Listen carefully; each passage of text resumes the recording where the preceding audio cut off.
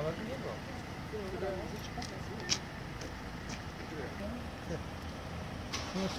sigara içtiğinizi için. Ne?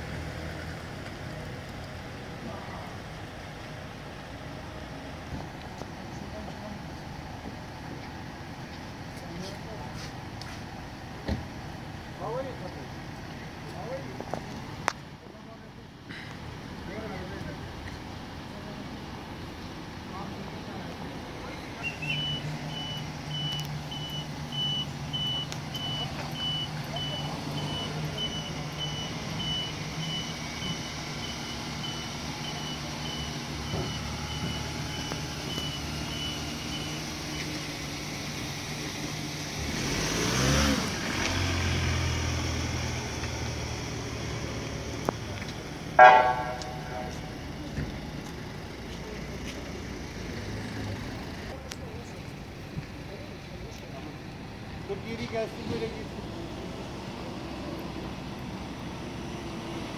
At abi.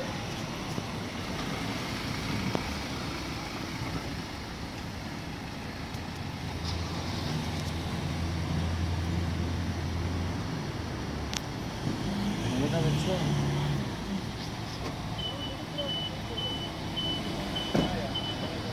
Evet şuraya geri gelsin. Ortaya gelsin. Geri gelsin. Gel gel. Yavaş bakalım. Ne var lan? Görüşürüz bakalım. Alo.